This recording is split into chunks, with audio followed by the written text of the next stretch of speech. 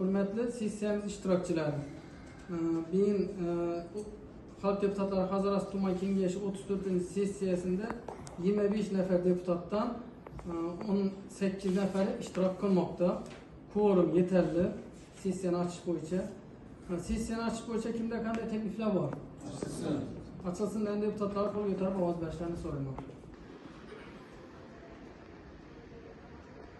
Qarshilar, betaraflar yo'q. Birovozdan qabul qilaman. Sessiya kun ve iş tertibini tasdiqlab olishimiz kerak. Sessiya kun tertibi sizlarga tarqatilgan. Shu munosabati bilan kun tertibi bilan tanishtirish hojati yo'q deb o'ylayman. Ya tanishtirib o'tayman. Sessiyaning kun tertibini. Esa ish tertibi bilan tanishtirib o'taman. Sessiyaning ish tertibi ma'ruzalar uchun 10 daqiqagacha, muzokaralar uchun 5 daqiqagacha, savol va ma'lumotlar uchun 3 daqiqagacha. Sessiya o'z ishini bir o'tirishda tanaffussiz yakunlasak degan taklif bor. Sessiya kun ve iş tertibiga o'zgartirish va qo'shimcha kirituvchilar bormi? Yo'q bo'lsa, ushbu bo'lmasa ish va kun ve iş tertibini tasdiqlab olishimiz kerak. Roziman degan deputatlar qo'l ko'tarib ovoz berishlarini so'rayman. Qarshilar yo'q, betaraflar yo'q, bir ovozdan ma'qul. Kun tartibidagi birinchi masala o'tamiz.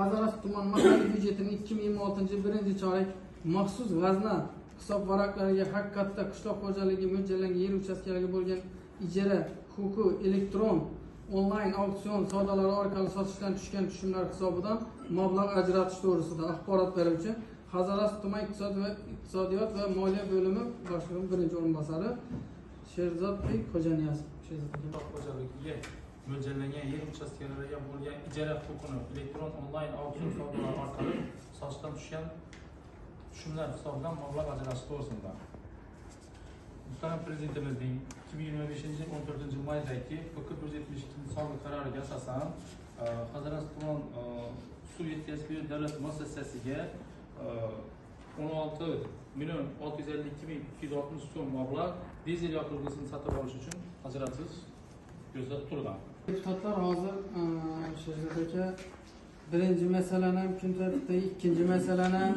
uchinchi masalani ham bir qo'shib o'qidilar. Birinchisidagi maxsus yer sotishdan onlayn yer sotishdan tushgan mablag'lar hisobidan mablag' ajratish bo'lsa, ikkinchi masalalari Hazarasi tuman mahalliy byudjetining 2026 yil birinchi chorakdan shakllangan qo'shimcha manbalari, daromadlar prognozidan oshirib bajarilgan qismi maxsus g'azna hisob varaqalariga haqiqatda elektron savdodan tushgan tushum bo'yicha mablag' ajratish bo'yicha. Keyingi masalalar edi. Infratuzilma va ijtimoiy barqarorlik jamg'armasi hisobidan mablag' ajratish to'g'risidagi 3 masalani qo'shib o'qidilar.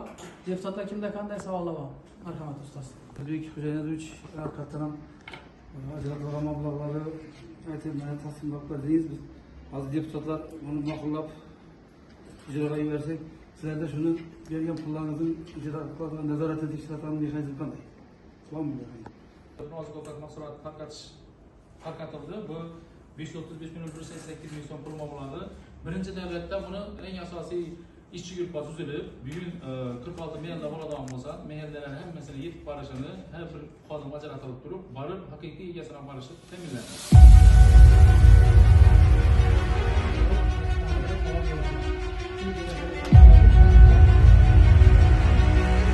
Respublikasi Prezidentining 2025 yil 30 yanvardagi PF 17 sonli farmonning 8 bandining 3-xat boshqisina asosan belgilangan mablag'larning 30%ni tuman shaharlarda aholi soni va ijtimoiy reyestrga kiritilgan oilalar soniga mutanosib ravishda infratuzilma va ijtimoiy barqarorlik jamg'armasiga o'tkazilishi 804 bandida infratuzilma va ijtimoiy barqarorlik jamg'armasiga yo'naltirilgan mablag'lardan foydalanish xalq deputatlari kengash qarorlari asosida qabul qilinishi belgilangan.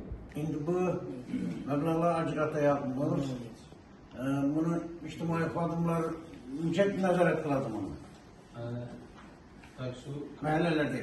Fakat 49 sonli qarorda ushbu 35 oila ikkinchi bosqichda bu. Birinchi bosqichda men o'zimda 9 oilaga birinchi bosqichda 9 oilaning uy-joylari ta'minlab berilgan, lekin buna muhtojlik darajasi 49 sonli qarorda shunday ko'rsatilgan. Mehnatda layoqatsiz birinchi guruhlar nogironligi bo'ladigan bo'lsa, Oilada umuman mehnat qilayotgansiz oila a'zosi bo'lmaydigan bo'lsa, bularning uy-joylarni kuz qish mavsumini tayyorlash uchun shu PK 49-sonli qarorda nechta tartibda rekonstruksiya qilish kerak yo uy-joyni ta'minlash bo'yicha bir qator afzalliklar ko'rsatib o'tilgan. Masalan, tomi ochiq bo'ladigan bo'lsa, uni yopish ko'rsatilgan. Agar shuningdek xonadonlar shu 35 nafar oilaning ichidan tanlab olinganda bir nafar temirchi maskanidan bir nafar fuqaro to'g'ri kelgan. Haqiqatdan uni borib oilasini o'rgangan vaqtimizda yolg'iz o'zi akasi bilan birga yashaydigan bir uyda o'zini ko'p qilgan ekanlar. Shu hozir bir oila temirchi maskandan shuni uyini isitish bo'yicha dedingiz, shuni puli necha so'mlik remont etib berish va yoki bo'lmasa shu issiqlik tizimini tuzatib berish uchun masalan pul belgilanganmi yo chegarasizmi pul narsadan Bu narsa shu PK 49-sonli qarorda ko'rsatilgan. Bu qarorda bozor hisoblash miqdori bo'yicha foiz uzatishni bilmayman, lekin belgilangan summa 61 million 800 ming so'mgacha qolib kelgan.